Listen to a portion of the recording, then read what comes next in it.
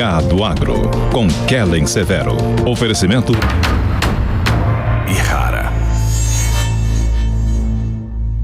Olá, sejam muito bem-vindos ao Hora H do Agro, um programa onde discutimos e analisamos os temas que mais importam para o agronegócio brasileiro. Rússia corta temporariamente o fornecimento de gás para a Europa. A crise energética no bloco afeta o mercado de fertilizante. A ureia acumula alta de 15% em uma semana. China anuncia lockdown para 21 milhões de pessoas. Confinamento é o maior em 4 meses. Aqui no Brasil, PIB sobe e desemprego cai para o menor patamar desde 2015. Nós vamos saber as projeções para a economia brasileira, o dólar e o efeito das eleições no mercado agro. E ainda, Comissão Europeia aprova mudanças na política agrícola de 7 países do bloco. A medida está alinhada com o Acordo Verde Europeu. Você vai ver também, a poucos dias do início do plantio da soja, nós vamos saber quais os cenários e tendências para o mercado de adubo, defensivos e preços de grãos. Tudo isso e mais neste Hora H do Agro, que já está no ar. O Brasil importou em agosto 3 milhões e 400 mil toneladas de fertilizantes, volume 19% menor em comparação com o igual mês do ano passado. Os dados foram divulgados nesta semana pela Secretaria de Comércio Exterior do Ministério da Economia. Agora, no acumulado do ano, o total de adubo importado atingiu cerca de 27 milhões de toneladas, um volume aí quase 10% superior ao importado em igual período do ano passado. Em cerca de uma semana, o plantio da safra 22-23 de soja estará liberado em algumas regiões do país. E nós queremos saber como está a chegada desse insumo nas propriedades rurais, assim como o transporte de defensivos agrícolas e as expectativas para os preços de grãos. Tudo o que a gente precisa saber para começar a próxima temporada muito bem informado, a partir de agora com os nossos convidados. Vamos receber e saudar Jefferson Souza, analista de fertilizantes da Greenvest Commodities. Seja muito bem-vindo, Jefferson, uma satisfação recebê-lo. Olá, Kelly, satisfação toda minha, prazer em falar contigo e com os demais colegas. Muito obrigada pela presença. Bruno Fonseca, seja muito bem-vindo. Bruno, que é analista de pesquisa e análise setorial de insumos do Rabobank Brasil. Uma satisfação tê-lo conosco, Bruno. Olá, Kelly, é um prazer estar aqui novamente conversando com vocês. Muito obrigada. Flávio França Júnior, coordenador de grãos da Datagro, seja muito bem-vindo ao Hora H do Agro. Olá, Kelly, prazer estar com você e estamos aí para o nosso debate. Muito obrigada. Vamos começar então esse painel e eu vou direto a você, Jefferson. Vimos que as importações no acumulado do ano estão acima de 2021. Agora, como é que está a chegada desses fertilizantes que já foram importados lá nas lavouras brasileiras? A gente vai começar a safra 22-23 uma condição ideal, próxima do ideal, no sentido de abastecimento e distribuição? Conta pra gente. Olha, Kelly, até o momento nós não vimos nenhum problema nas entregas de fertilizantes aqui no Brasil, tudo está correndo muito bem. Provavelmente o produtor vai reduzir as suas compras, ao que tudo indica, para a soja. Então, problema logístico nós não relatamos até o momento. Estamos tendo boas notícias de um lado e notícias ruins, como você comentou, de outros. PIK estão caindo, por outro lado, o preço da ureia está subindo. Pois é, esse é um ponto importante que você coloca, então, só para a gente amarrar o que você acabou de trazer. Em relação à chegada do insumo na propriedade, você coloca que é uma situação adequada, sem grandes riscos. E o segundo aspecto que você disse é que a gente já vê preços de alguns fertilizantes começarem a subir. Queria que você aprofundasse um pouquinho mais para a gente entender no detalhe, Jefferson. Exatamente. Então, eu vou começar com a notícia boa. Se nós olharmos o cloreto de potássio, ele caiu mais ou menos 9% em 2 semanas aqui no Brasil. Nós já estamos em $785 custo de frete. O MAP está na faixa aí também de $760, com uma queda ainda superior em 2 semanas, que era em 11% de queda para o MAP. Por outro lado, a ureia, sim. Essa está com problema. O preço da ureia está subindo 15% na semana. Nós já falamos de uma ureia $760 custo de frete Brasil, um aumento muito expressivo. essa situação que a gente abre o painel é para você sinalizar para quem está em casa, para quem nos acompanha, que nesse momento a gente tem um sinal verde para a safra de verão, mas começa a ter um sinal amarelo para as compras que vão ser entregues no primeiro semestre de 2023. Ficaria adequado fazer uma síntese dessa forma?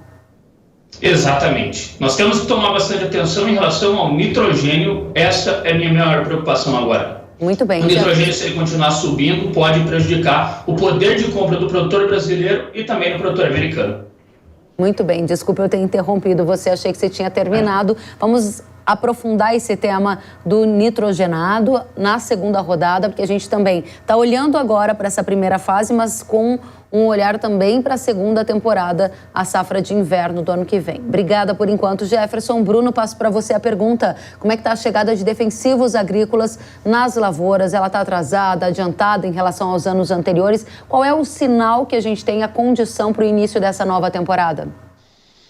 Olha, Kellen, pelo que a gente vem acompanhando da chegada dos fertilizantes, está mais ou menos em linha com o que o Jefferson comentou para os fertilizantes, né? Por enquanto a gente não tem tido nenhum reporte de atraso na entrega dos defensivos. Vamos acompanhar agora nessa parte final, agora no pré-plantio, como vai ser, mas a princípio a gente não veio observando nenhum problema na entrega, até porque também a gente conseguiu antecipar bastante a compra, né? Quando a gente olha os valores de importação, pelo menos do glifosato, até o final de julho, o Brasil já tinha importado uma quantidade bastante superior ao ano passado, cerca de 85% a mais do que no mesmo período do ano passado. Então, a gente vê que já tinha bastante fertilizante aqui dentro do país, as entregas também já tinham sido bastante planejadas, as empresas estavam com bastante estoque de defensivo, então, ou seja, a gente tinha tudo bem posicionado para uma entrega sem maiores problemas aqui no Brasil para a próxima safra de soja. Interessante, Bruno, porque o que você coloca está bastante em linha com o Jefferson, dizendo que a gente tem um cenário, digamos, adequado ou dentro da normalidade para dar o início à safra de verão, à safra de soja. E a minha pergunta, ela vai adiante, como é que nós estamos nos preparando para a segunda safra já? Porque o nosso olhar aqui é todo 22, 23, sempre buscando entender o que vem por aí. Conta pra gente como é que está o seu nível de preocupação ou não, né? Aí a gente vai ter que levantar alguns pontos, né, com relação à China e à Europa, né, por conta do gás natural. Isso deve impactar de alguma forma também a produção lá, e na China a gente viu ali nos últimos meses alguma retomada dos lockdowns um pouquinho mais forte por conta de Covid, reduziu um pouco a capacidade produtiva da China, mas de forma geral não impactou a produção de maneira muito forte, nem o nível de estoque dos defensivos na China. Então, para a próxima safra, para a safra de milho-verão agora, milho safrinha, desculpa, a gente imagina também que por enquanto a gente está bastante tranquilo. Vamos acompanhar agora como vem os próximos meses, mas a princípio a gente segue sem muitos problemas. Vamos acompanhar o que vai acontecer daqui para frente. Muito bom, muito bom. A gente espera que continue desta forma. E aí a gente chega nessa último elo dessa corrente de fertilizantes, defensivos, e aí o preço pago pelo produto, que é com você, né, Flávio? Como é que estão os ânimos dos agricultores para a comercialização antecipada dessa safra 22-23? Eu sei que você mede tudo no detalhe, a média Brasil, por região, e eu tenho rodado muito pelo país e ouvido reclamações consistentes sobre alta de custo. E aí tem muita gente mais intimidado para fazer venda antecipada. É isso que você tem observado por aí? Conta pra gente.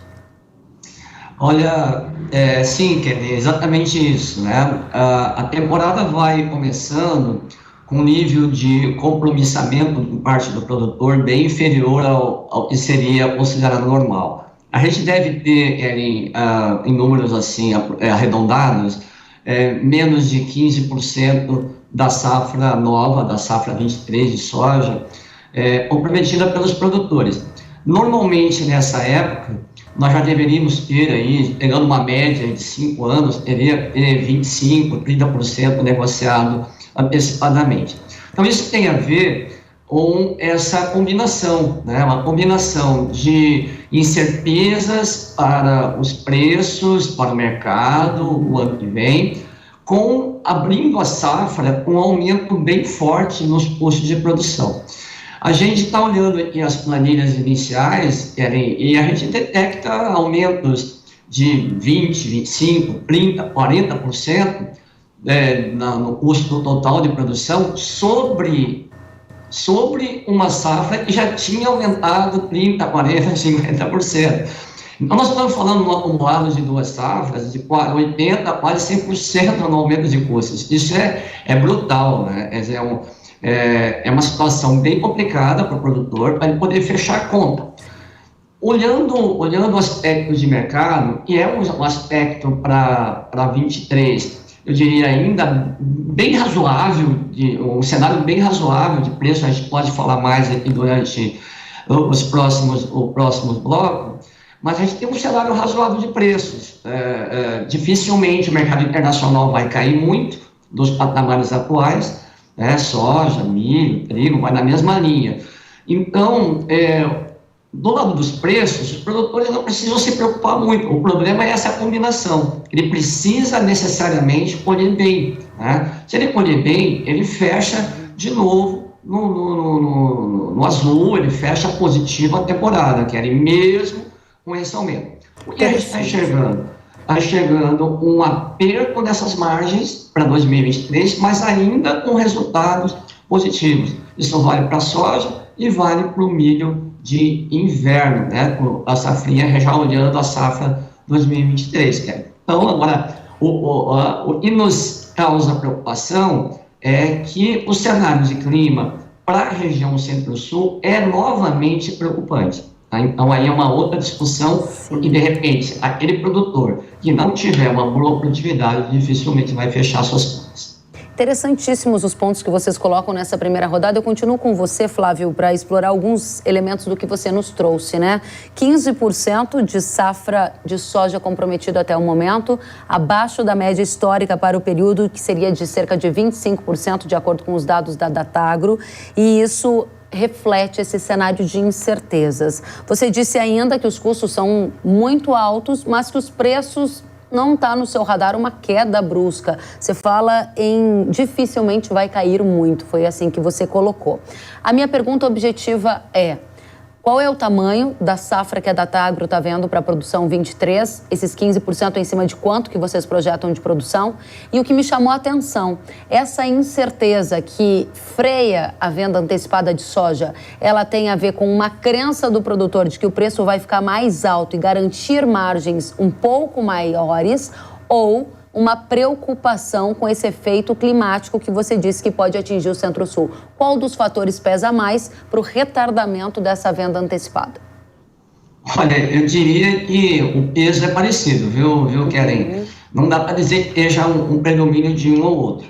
O fato concreto é, ele está partindo de uma safra com um custo muito pesado. Então, ele tem a insegurança de que, em algum momento do ano, ele não consiga fechar essa conta. E sim, tem a expectativa de que alguma coisa possa acontecer ainda em termos de clima para mexer com o padrão de preços do mercado internacional e assim sim motivar vendas um pouco mais aceleradas. Temos que levar em conta também, Kevin, que tem a questão da eleição presidencial, né? Então é sempre uma variável também de risco para o produtor. Nós sabemos a postura do produtor, quer dizer, o que ele imagina, o que ele tem em mente, mas numa situação de mudança radical no padrão político e econômico, especialmente econômico do país, né, e é uma possibilidade, isso a gente não pode descartar, leva ao quê? Leva ao produtor na mesma linha, por exemplo, de um produtor da Argentina, né? Quer dizer, se nós tivermos uma mudança radical da economia brasileira, qual é a melhor situação do produtor? Ter produto no seu armazém, né? Deixar dinheiro em banco, sujeito a algumas alternativas, algumas mudanças bruscas da economia. É melhor ele ficar ser conservador nesse momento, né? Então tem a ver mesmo também com, eu adicionei aqui uma variável, né, para facilitar a vida do pessoal que está nos vendo, né? A gente tinha duas variáveis bem complicadas. Tem essa questão do clima, nós temos de novo, provavelmente, a safra acontecendo com o fenômeno Laninha. E o Laninha, nos últimos 2 anos, atrapalhou a safra de verão da região Centro-Sul do Brasil. Então, vamos torcer para que isso não aconteça, mas aí a gente tem essa terceira variável que eu citei, que é a questão das eleições presidenciais. Flávio, faltou só uma resposta. Você disse que o Laninha preocupa, especialmente pelos efeitos no Centro-Sul, e eu te perguntei, diante desse elemento que você coloca de preocupação, qual é a projeção da Datagro para o tamanho da safra 22-23 de soja? Boa, me esqueci, me perdoe. Não tem problema. A nossa projeção inicial, ela trouxe um aumento de área de 3%, então em torno de 43 milhões de hectares, né? Eu diria para você, Kelly, que 3% de aumento de área para o Brasil é um aumento mínimo, né? É um piso, é daí para cima, dependendo das condições de mercado, de eleições e de clima, ele pode aumentar esse percentual, né? Isso dá um pouco mais de 1 milhão de hectares aí de aumento na área plantada. Em condições de clima razoável, nem excelente e nem ruim, nós teríamos um potencial de safra de 152 milhões de toneladas. 152 razoável, hein? Muito interessante. Flávio, Jefferson, Bruno, vou chamar todo mundo aqui para o painel, porque a gente vai amarrar essa primeira rodada. Gostaria de saber se o Jefferson ou se o Bruno gostariam de fazer algum comentário adicional sobre essas expectativas e cenários para a safra de verão. A gente focou aqui na safra de verão. Faltou algo, Jefferson? Olha, Kelly, eu acho que o produtor ele vai aumentar, como o França Júnior comentou, mas eu acho que ele vai reduzir a adubação. Esse é um ponto que me chama a atenção pelas conversas que eu tenho com o pessoal. Estou conversando bastante com produtores do Mato Grosso, Paraná, Rio Grande do Sul. Todos eles falam que irão reduzir a adubação, porém, irão aumentar a área. Então é isso que nós estamos vendo por agora. Muito bem. Bruno, algum ponto a adicionar? Não, acho que concordo com eles, está muito bem colocado. Está bem em linha com o que a gente tem visto aqui também, por perspectivas de aumento de área, redução leve no consumo também por hectare, mas de forma geral com um aumento no consumo por conta do aumento de área. Então está muito em linha com o que a gente tem aqui também no banco. Excelente. Esperem por mim que a gente vai para a segunda rodada.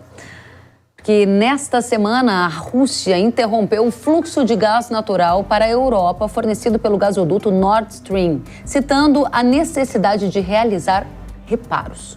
O Kremlin diz que será uma pausa de 3 dias para manutenção, mas os europeus temem que a distribuição volte a acontecer com um fluxo ainda menor, ou que essa retomada até não aconteça. O Brasil já começou a sentir os impactos dessa crise energética na Europa via preço de adubo. A ureia subiu 15% em apenas uma semana. E isso acontece porque algumas indústrias europeias afirmaram que vão reduzir a produção de fertilizantes nitrogenados devido ao alto preço do gás natural. Vale lembrar que o gás natural responde por cerca de 85% do custo de fabricação do produto. Há grande receio de que o bloco se torne um importador de fertilizante, gerando então um incremento de demanda global e efeitos nos preços de adubo ao redor do mundo. Esse foi um dos temas que os nossos painelistas já anteciparam, né? Tema que marcou a semana, aí a gente vai olhar um pouquinho mais lá para frente, também para a segunda safra, né? Que usa a ureia mais significativamente. É isso, Jefferson? Nosso ponto de impacto principal ficaria para a segunda safra. O preço do nitrogenado subiu nesses últimos dias. Vai subir mais? É uma tendência altista ou foi só um repique, um soluço e depois se acomoda? Como é que está a sua expectativa? Olha, Kelly, eu acho que, em primeiro momento, o produtor vai ter que ficar atento ao gás natural, como você falou, da Europa. Por quê? O gás natural, nessa semana, ele acumula uma queda, 38% de queda no contrato holandês. Isso por quê? Devido ao aumento de estoque na Europa. O estoque europeu aumentou nessa semana. Isso traz uma expectativa de queda para o preço. E está acontecendo agora. Entretanto, se a gente olhar para o final do ano, a preocupação é muito grande, porque o consumo de gás aumenta e como que fica a indústria de fertilizantes? Essa é a principal dúvida que nós temos agora. Como ficará a empresa de fertilizantes que produz e depende do gás no final do ano, com um aumento maior ainda que pode acontecer. Só que nessa semana o gás caiu. Esse é um ponto crucial para nós entendermos o movimento da ureia. A ureia está subindo, como você falou, não só no Brasil, mas nos Estados Unidos, no Oriente Médio, no Egito e assim por diante. Então agora o poder de compra do produtor brasileiro ele está prejudicado. E do americano também, Kelly. Porque no final do ano, o produtor americano começará a olhar também as suas compras para a safra do ano que vem. E aí, se o preço estiver muito alto, a relação dele estiver comprometida, ele vai optar por soja ou vai optar por milho? Veja que a discussão ela começa a se abrir também para a safra do ano que vem de soja e de milho americana.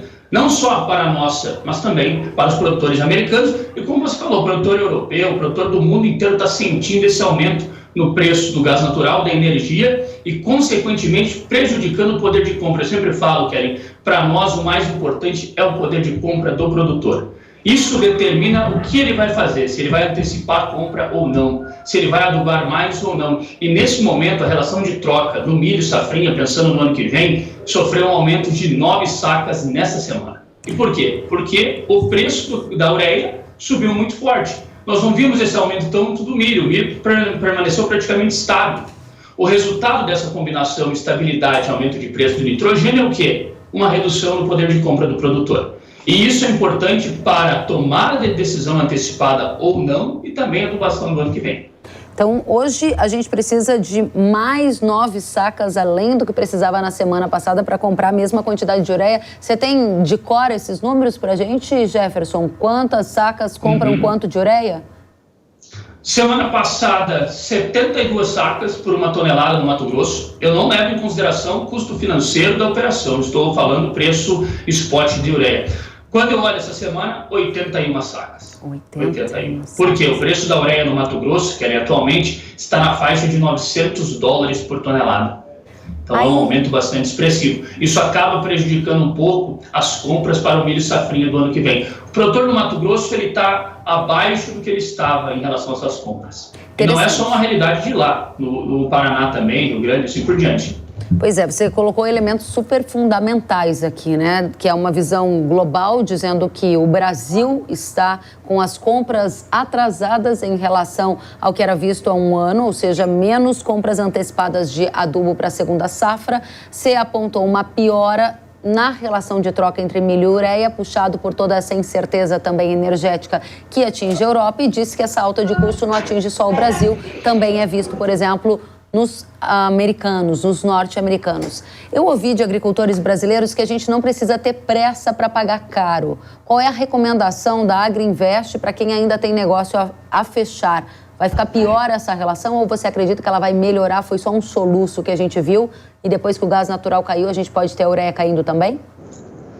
Olha, Kellen, vai depender muito do que eu te falei. O inverno promete grandes emoções na Europa, grandes emoções. Porque os estoques estão elevados, a Europa, inclusive, projeta estoques ainda maiores para os meses de outubro e novembro, porém, a minha dúvida é se esses estoques serão suficientes para o consumo doméstico e também para nós voltarmos a vermos a produção de fertilizantes na Europa. Essa é a minha dúvida. Por quê? Você pensa comigo, em um jogo em que você tem o consumo doméstico, a produção de fertilizantes, o que o governo europeu dará preferência? Eu acredito para o consumo doméstico. Desse lado, a indústria de fertilizantes, mesmo com os preços caindo, acaba sofrendo esses impactos. Então, significa que no último trimestre, nós vamos ver os europeus, quem sabe, importando mais, os americanos também no mercado, e um ponto importante que eu estava deixando passar, nós estamos vivendo um pleno leilão indiano, que é tão famoso no mercado de nitrogenados. A RCF, a empresa por lá, no início da semana, emitiu um novo leilão de compra de ureia. E esses números são fundamentais para o mercado pensar o que pode acontecer daqui para frente. Ou seja, se eu entendi bem, você está de estável a mais alto na tendência de preço para a ureia, é isto?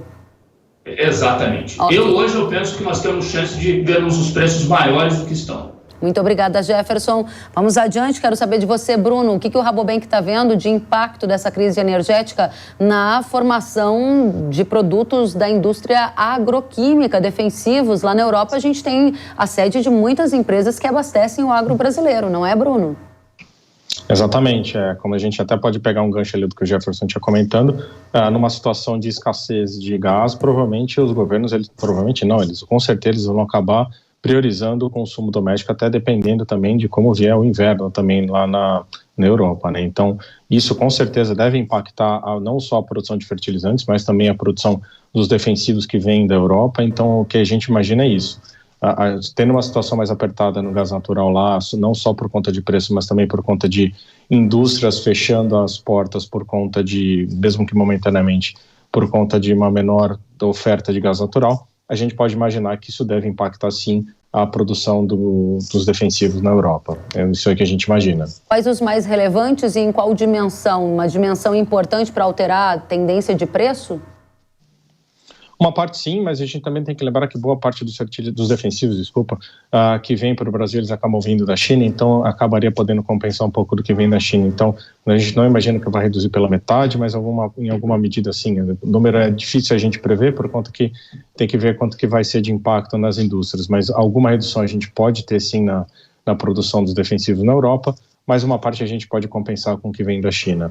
Quais seriam eles os mais impactados, Bruno? A gente viu aqui o Jefferson falando dos nitrogenados que são impactados diretamente pelo gás natural, em maior proporção, digamos. No caso dos defensivos, a gente consegue fazer também uma escala de quais são os produtos que ficam no pico dessa lista?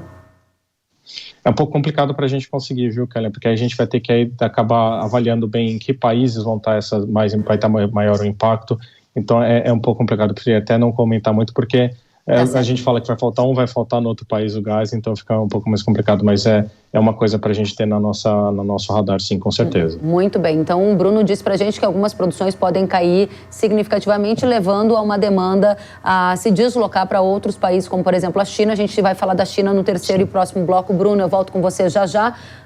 Flávio França Júnior, diante desse cenário que, de um lado, o Jefferson aponta que ele enxerga riscos de preços mais altos para fertilizantes, como, por exemplo, a ureia, em função do gás natural. De outro lado, a crise energética na Europa também pode atingir volume de produção de defensivos na visão do Bruno, do Rabobank. A minha pergunta para você é, qual é o cenário de preço? Você disse que os preços não têm espaço para cair muito, mas a gente quer saber se a rentabilidade está garantida para a soja e milho, se você puder rapidamente dizer para a gente.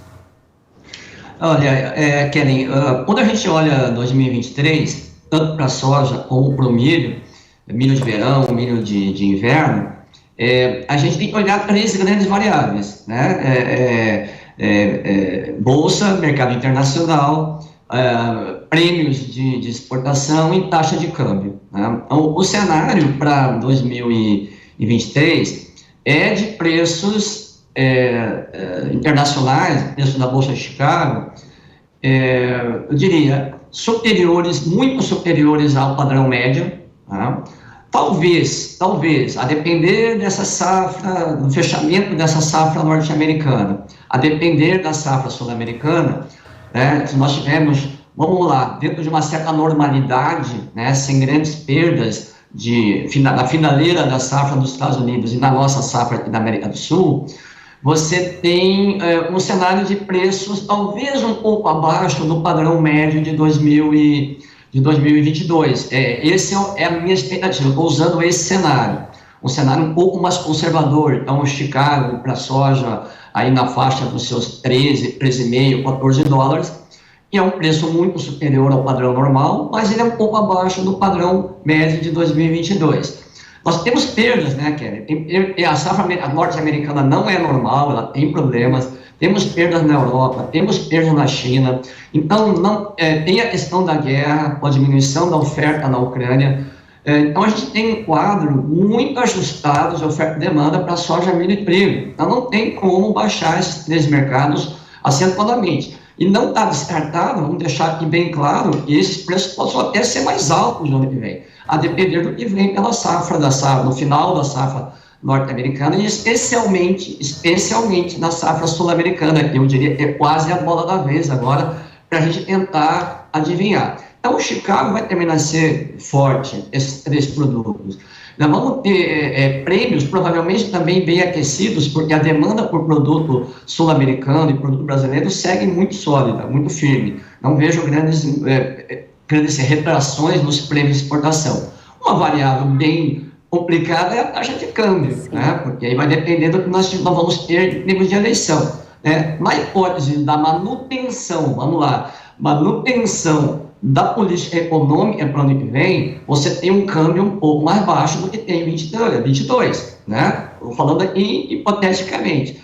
Nessa combinação, eu enxergo o preço de soja, milho, verão, abaixo dos patamares picos e altos de 2022. Mas ainda assim, pelas contas iniciais aqui, ainda fecha no positivo, desde que o produtor consiga colher bem, tá? E essas variáveis que estão sendo citadas aí no painel, de nitrogenados, de defensivos, todas elas podem o quê? Elas podem apertar essas margens ainda um pouco mais, tá? Sem dúvida nenhuma, o cenário que para 23 é de margens positivas, mas bem mais ajustadas do que em 2022, 21, 20, né? O produtor vem numa sequência de margens positivas, né? Então, o quadro é um quadro ainda, diria que, positivo, mas bem mais apertado,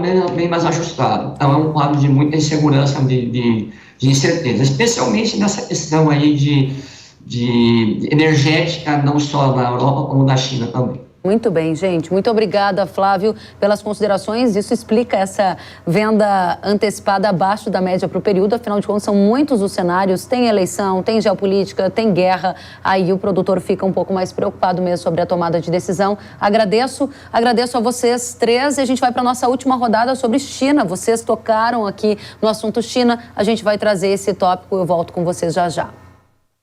A China anunciou o confinamento de cerca de 21 milhões de habitantes na cidade de Chengdu, após 157 transmissões terem sido registradas. A população passará por testes de Covid em massa por 4 dias. Segundo a agência de notícias Reuters, essa é a maior cidade chinesa a ser isolada desde o lockdown em Xangai, que aconteceu em abril e maio.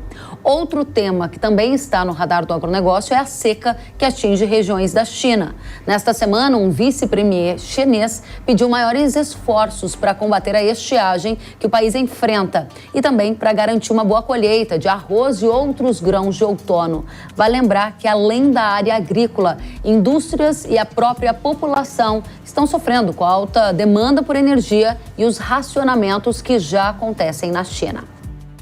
Vamos dar início ao nosso terceiro e último bloco com os nossos convidados para tratar de China. E aí eu começo com você, Jefferson. Peço que nessa rodada a gente seja mais objetivo. É a nossa última rodada. Para começar, fertilizante, muito do que a gente recebe vem da China. Esse cenário de lockdown gera algum efeito prático de curto prazo, Jefferson?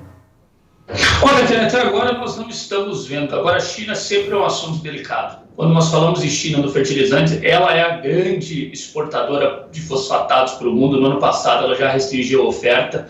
Então, China é importante, nós vamos ter que olhar.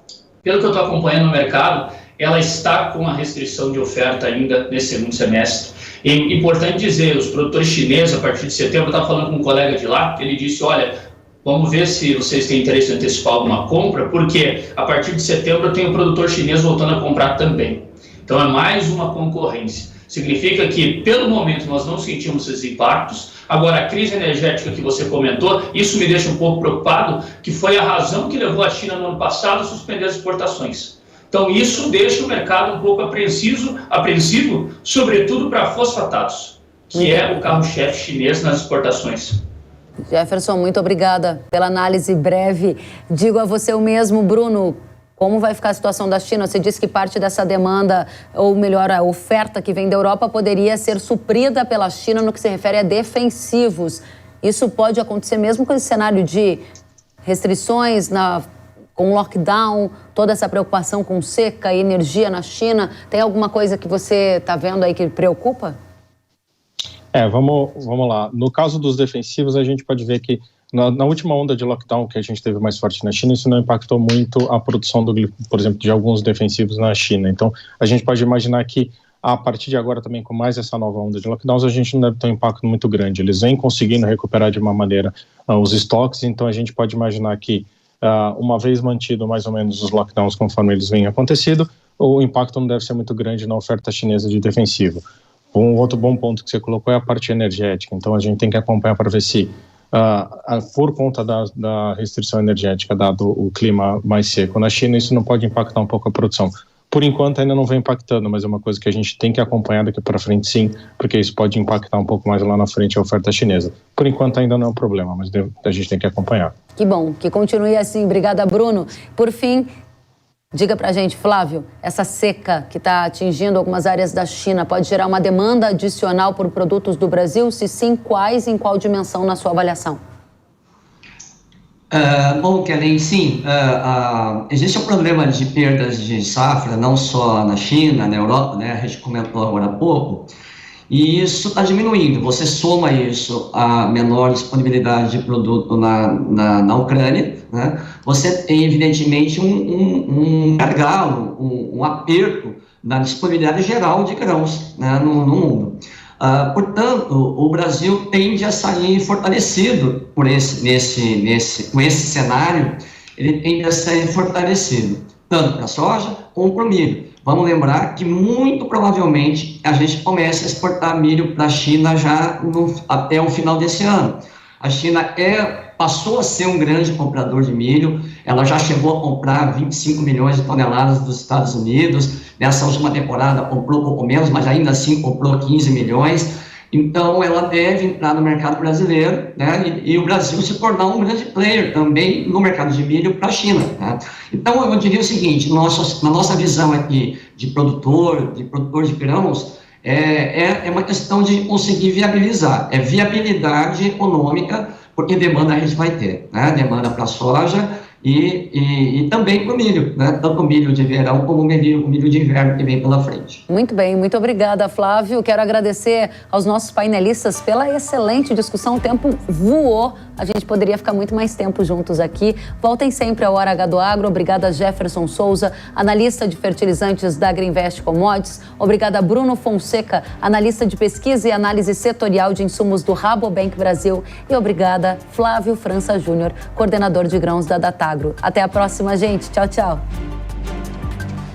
E ainda falando sobre a safra 22-23, o Banco Nacional de Desenvolvimento, o BNDES, informou nesta semana que a contratação de crédito rural de algumas linhas de financiamento foram paralisadas devido ao alto comprometimento de recursos destinados ao subsídio agrícola. O banco suspendeu novos pedidos do Moderfrota, do Programa de Crédito Agropecuário Empresarial de Investimento, algumas linhas de investimento do Pronaf e de custeio do Pronamp, do Programa ABC+, Inovagro e todas as linhas para construção de armazéns. O Hora H do Agro pediu um esclarecimento via nota ao Ministério da Agricultura, mas até o momento não obtivemos resposta. E o nosso tema agora é economia brasileira, que continuou a dar sinais de melhora. Nesta semana, o Instituto Brasileiro de Geografia e Estatística, o IBGE, informou que a taxa de desemprego no Brasil atingiu 9,1% no trimestre encerrado em julho. Esse é o menor patamar desde 2015. Já o PIB, o Produto Interno Bruto Brasileiro, também cresceu e no semestre acumulou ganhos de 2,5% nesse primeiro semestre. Para tratar de economia, de eleição, de tendência para dólar e tudo que a gente precisa saber sobre o que acontece na China, na Europa e que impacta o agronegócio, a gente vai receber aqui no Hora H do Agro Pablo Speyer, que é comentarista da Jovem Pan News, economista, sócio da XP Investimentos e está aqui conosco. Seja muito bem-vindo, Pablo. Obrigado por me ter aqui, Kellen. Você que é minha parceira de antes de eu ter um minuto, né? Verdade, é verdade. Você Obrigado. Já falava com a nossa audiência do agro e nesta semana eu estava com um grupo de produtores do agro e a gente viu uma postagem sua que me chamou a atenção. A gente vai colocar no ar, vamos dar uma olhadinha, Pablo? O Pablo colocou nas redes sociais dele, publicou lá essa imagem. É uma imagem que chama a atenção porque diz assim: o Brasil saiu do Covid muito melhor do que a maioria dos mercados emergentes, com um salto na balança comercial que gerou um superávit enorme. E por isso acreditamos que o valor justo do dólar é 4,50, o real ainda está desvalorizado. Você estava repostando o que o Robin Brooks, que também é economista, havia dito. Isso, economista importante, né? Super importante. Isso. Quer dizer que você acredita que o dólar deve cair a 4,50? Explica pra gente, Paulo. O dólar tem uma frase que acho que é atribuída ao Edmar Bacher, e que diz que o dólar foi inventado o câmbio foi inventado para que os economistas voltem a ter humildade, né? O câmbio é muito difícil de ser previsto, existem muitas variáveis exógenas, internas e externas. O que a gente pode fazer é olhar para os principais indicadores que influenciam no câmbio, né? Como a balança comercial, como os investimentos estrangeiros, né? Como os estímulos, tá? As reservas internacionais, e todas essas estão muito boas, né? Os investimentos estrangeiros, nunca entrou tanto dinheiro na B3, né? As reservas internacionais, nós estamos com muito dinheiro lá fora, né? Então todos esses números estão bastante bons e têm ajudado bastante o câmbio, né? Existem outros números também, né? Que também têm que ser olhados, que são muito importantes, né, como o déficit público, a inflação e o crescimento econômico, que, como bem você acabou de dizer ali, né, tem surpreendido positivamente o tempo todo. Né? O PIB já cresceu 2,5%, como você mesmo falou. Né? Acho que a expectativa é que cresça até mais. Né? Então, tudo isso muito positivo aqui no Brasil tem pressionado bastante o câmbio para baixo. A gente tem que se atentar, Kellen, ao índice do dólar lá fora, né? Porque aqui a gente fica, às vezes as pessoas não entendem, a gente fica falando do câmbio, tal, real, o dólar vale R$ 5,20, né? Lá no Focus, a estimativa do Banco Central, que termina o ano a 5,20.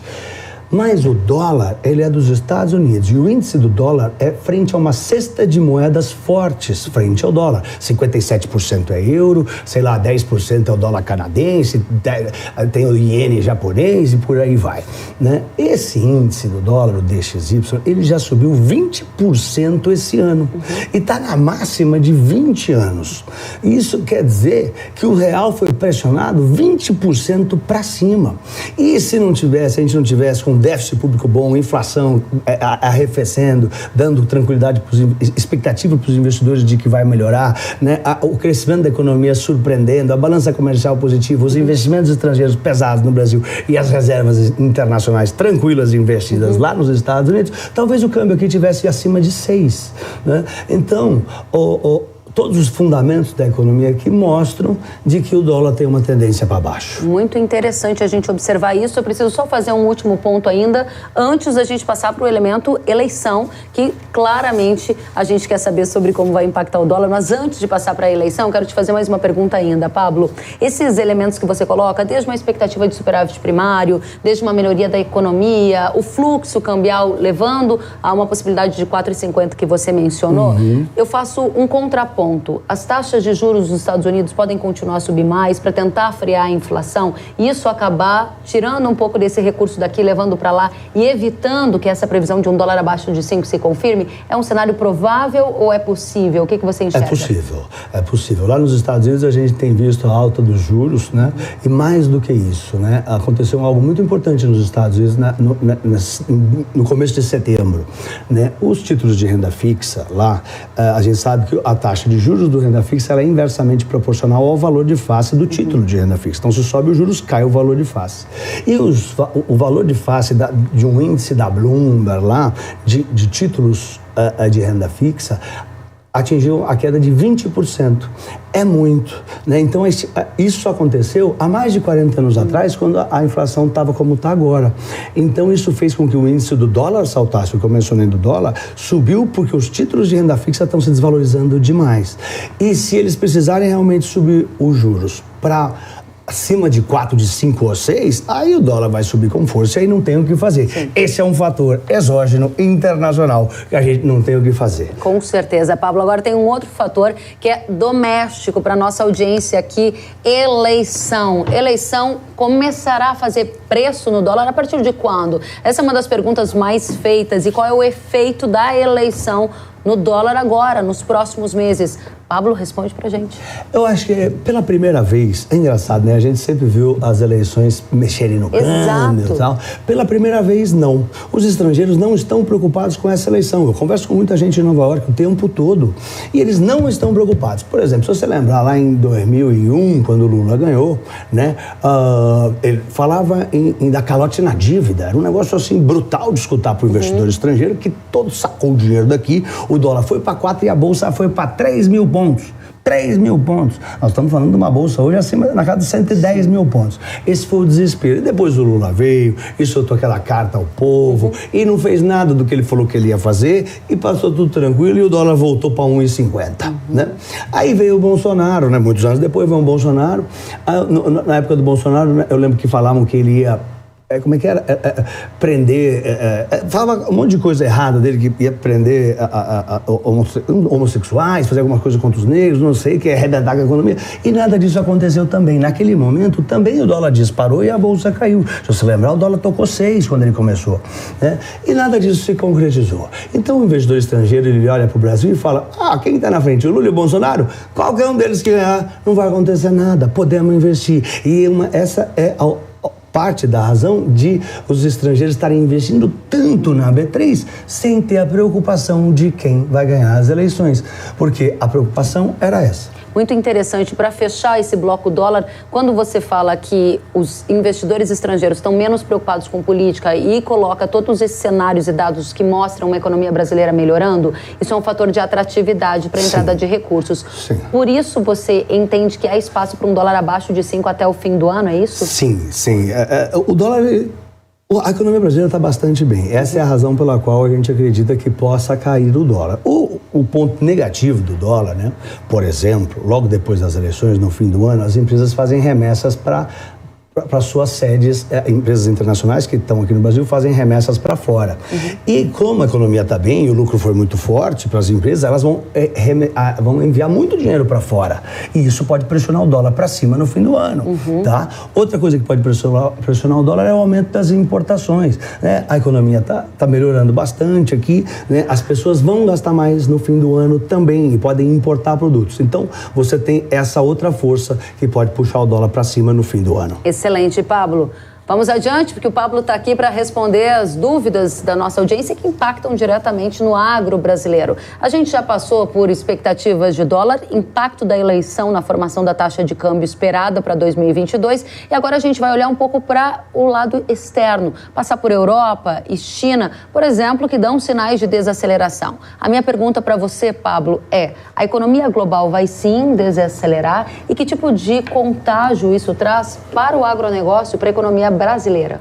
Sim, a economia está desacelerando, né? Não é só a China, não é só a Europa, o próprio Estados Unidos. O Banco Central da Inglaterra, né, o Bank of England, já trabalha com 5 trimestres de recessão por lá.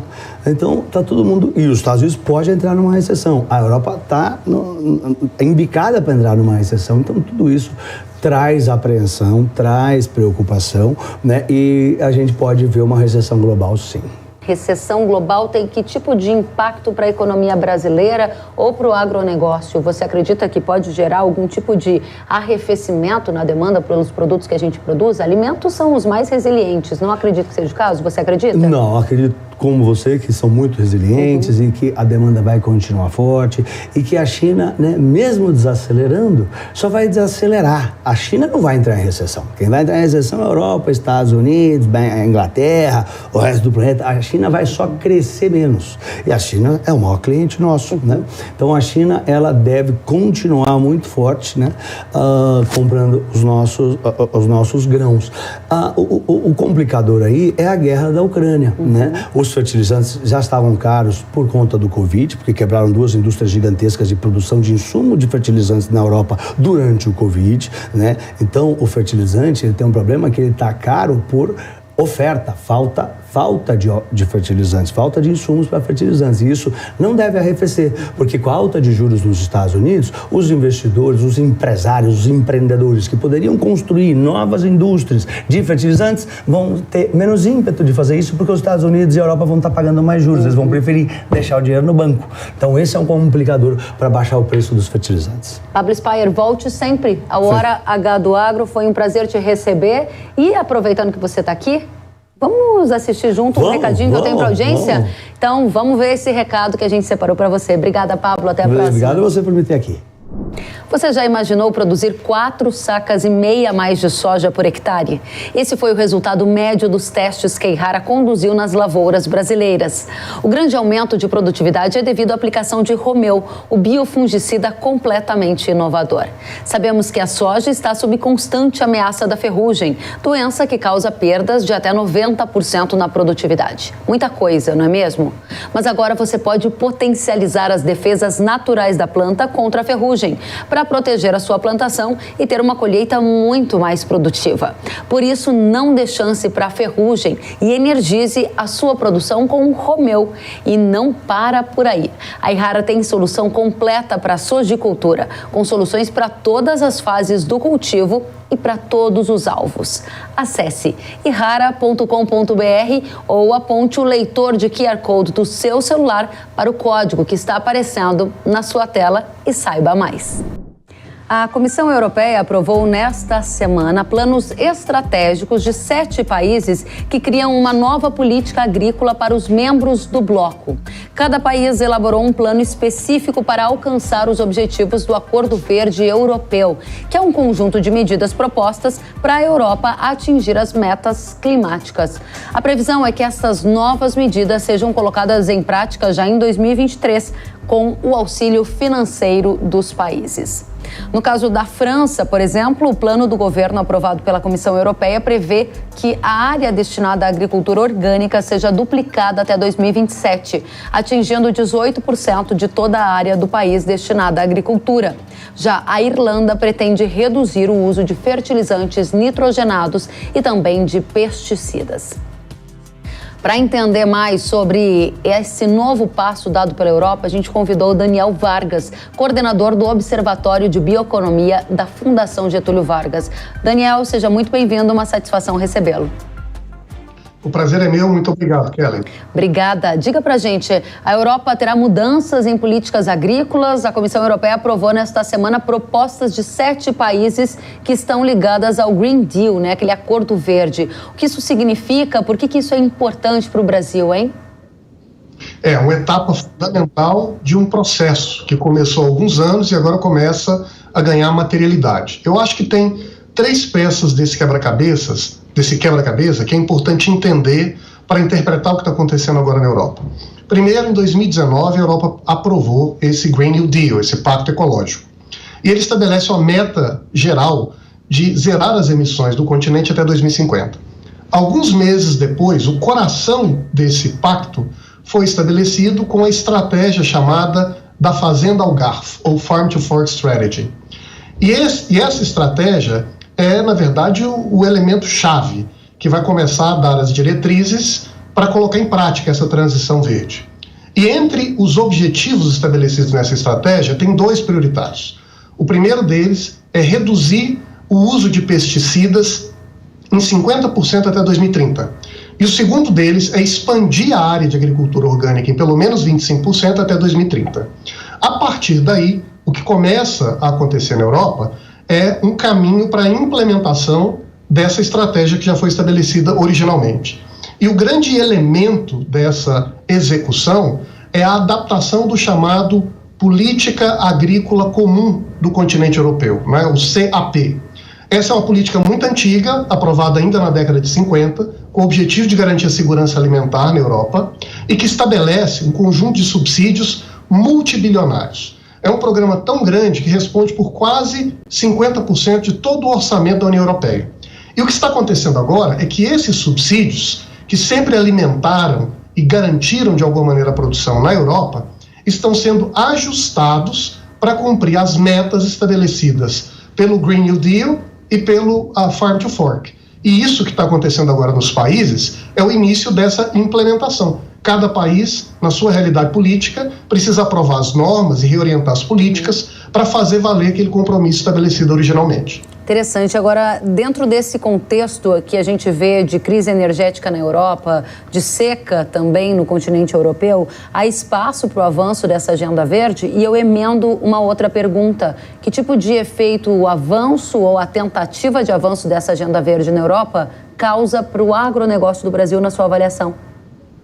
2 belas perguntas, Kellen. A primeira delas é justamente um dos pontos que tem sido levantado como críticas a essas medidas adotadas pela Europa. Porque todo esse pensamento, toda essa construção da transição verde foi feito, na verdade, em um momento anterior, seja a Covid, seja a guerra, que mudou o cenário econômico internacional e que cria desafios e preocupações que antes não eram tão pujantes e que agora se tornaram absolutamente centrais, a começar pela inflação de alimentos. Então, nesse momento delicado, será que a Europa vai dobrar a aposta, manter a sua estratégia, o seu plano ambicioso de realizar essa transição verde nas mesmas condições? Ou será que ela irá flexibilizar, aliviar essa pressão para dar mais um tempo para as inovações tecnológicas ou buscar outras saídas que não toquem o bolso do consumidor?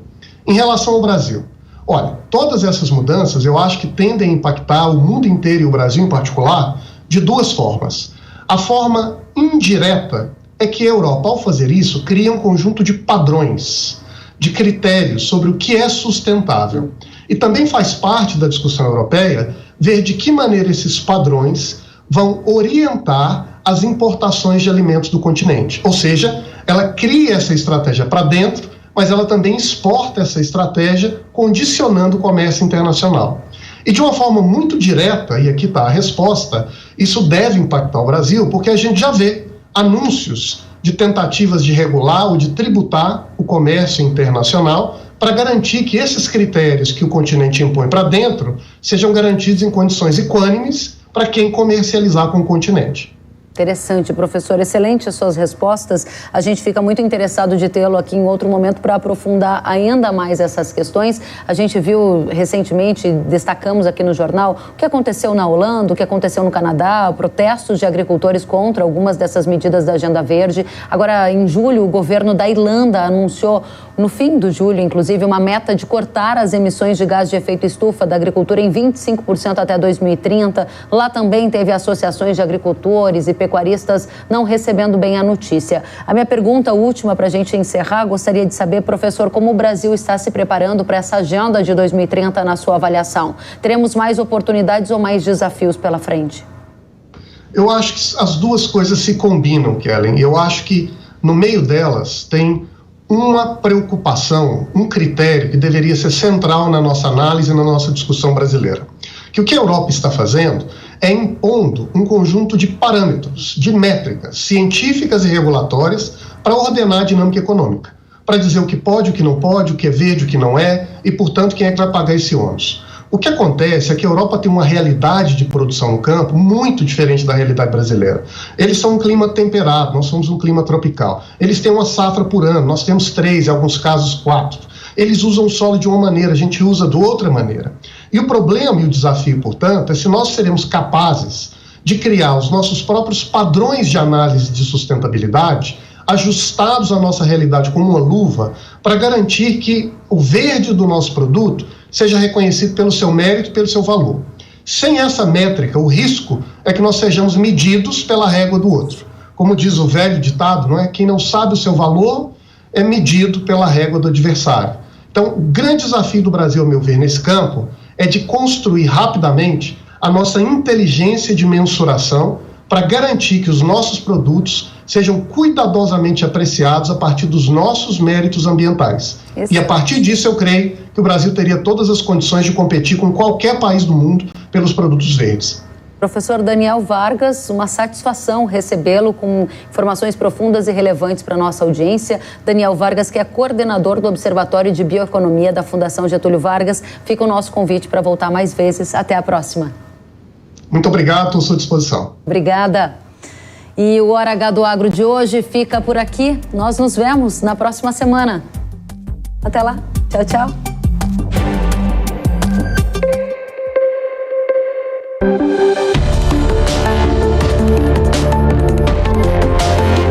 Hora H do Agro, com Kellen Severo. Oferecimento Ihara. Realização Jovem Pan News.